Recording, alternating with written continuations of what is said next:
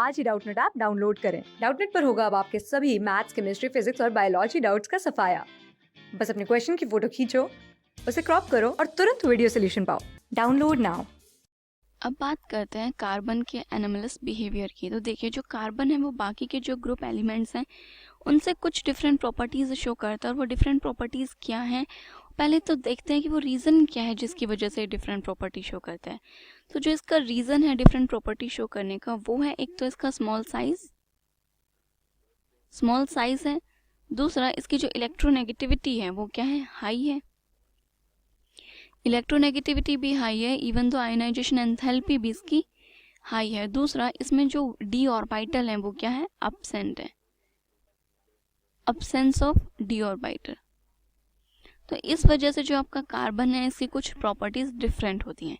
अब क्या क्या प्रॉपर्टी डिफरेंट होती हैं, सबसे पहले देखते हैं वो चीज़।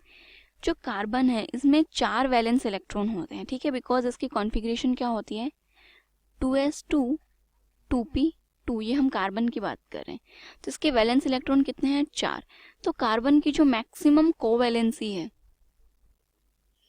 मैक्सिमम कोवैलेंसी क्या शो कर सकता है, ये 4 ही शो कर सकता है, बिकॉज इसमें कोई आगे एम्प्टी डी ऑर्बिटल भी नहीं है जिसकी वजह से ये अपनी वैलेंसी को एक्सीड कर सके। बट अगर मैं बाकी के एलिमेंट्स की बात करूं तो इनकी भी इलेक्ट्रॉनिक कॉन्फ़िगरेशन क्या है आपकी, यही, बट उनमें नेक्स्ट जो डी ऑर्बिटल जो होता है वो क्या होता है, एम्प्टी होता है।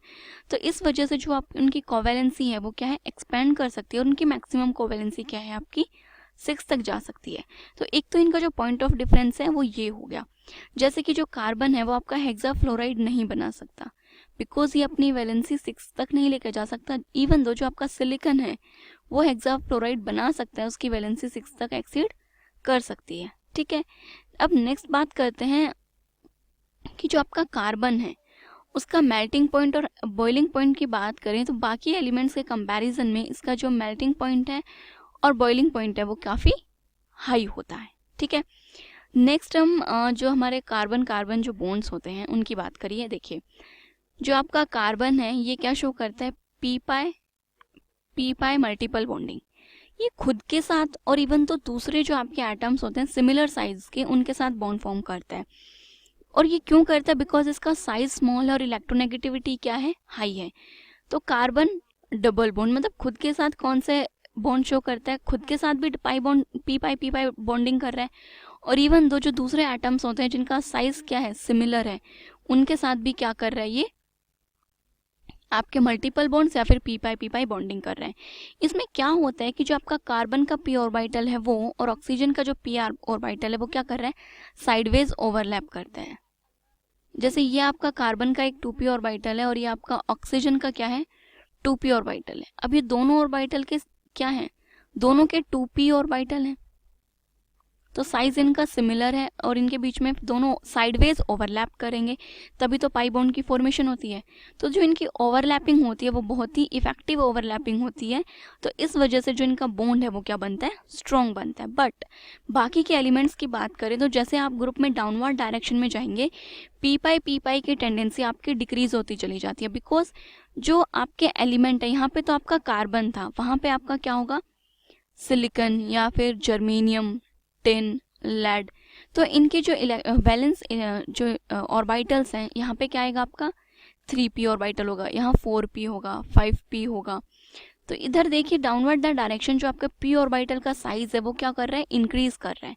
अब इन्होंने ओवरलैपिंग किसके साथ करनी है, 2p ऑर्बिटल के साथ। तो साइज डिफरेंस होने की वजह से इनकी जो ओवरलैपिंग है वो क्या नहीं हो रही, इफेक्टिव ओवरलैपिंग नहीं हो पाती है। तो इस वजह से जो आपका बॉन्ड है वो क्या बनेगा, बहुत ही वीक बॉन्ड बनेगा, स्टेबल बॉन्ड नहीं होगा। तो इस वजह से पी पाई बॉन्डिंग इजीली नहीं फॉर्म होती है। तो सिर्फ जो कार्बन है वही पी पाई बॉन्ड फॉर्म करता है, बाकी के जो एलिमेंट्स हैं वो पी पाई बॉन्ड फॉर्म नहीं करते। बट आपके जो बाकी के एलिमेंट्स हैं वो क्या करते हैं, पी पाई डी पाई बॉन्ड फॉर्मेशन करते हैं। अब कार्बन में पी पाई डी पाई नहीं हो सकता, बिकॉज आपका जो कार्बन है इसमें तो डी ऑर्बिटल क्या है, एब्सेंट है, वैकेंट डी ऑर्बिटल प्रेजेंट ही नहीं है। तो ये तो बॉन्डिंग कैसे ही करेगा। लेकिन आपके जो बाकी के एलिमेंट्स हैं उनमें पी पाई डी पाई बॉन्डिंग होती है। कैसे, देखिए, ये आपका जो ट्राइसिलेन अमीन था, नाइट्रोजन और इससे क्या अटैच्ड है आपका, सिलिकन। अब नाइट्रोजन का जो लोन पेयर है वो किस में प्रेजेंट होता है आपका, पी ऑर्बिटल में। ठीक है, तो ये नाइट्रोजन का यहाँ पे लोन पेयर प्रेजेंट है।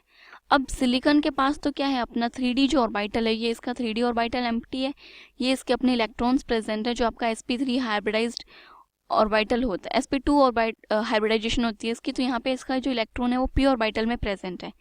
अब ये जो नाइट्रोजन का p ऑर्बिटल है जिसमें इलेक्ट्रॉन्स प्रेजेंट है, ये सिलिकॉन का जो 3D एम्प्टी ऑर्बिटल है इसमें क्या करेगा, ये बैक डोनेट कर देगा अपने इलेक्ट्रॉन्स, तो यहाँ पे बैक डोनेशन हो जाएगी।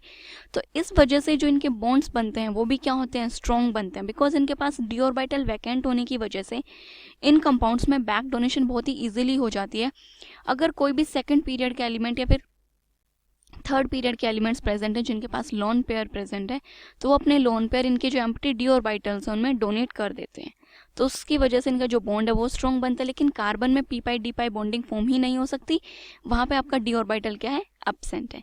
नेक्स्ट प्रॉपर्टी की बात करते हैं कैटिनेशन की। कैटिनेशन का मतलब क्या है कि जो आपका एलिमेंट है वो खुद के साथ ही बॉन्ड फॉर्म कर रहे हैं, तो ये होती है आपकी कैटिनेशन प्रॉपर्टी।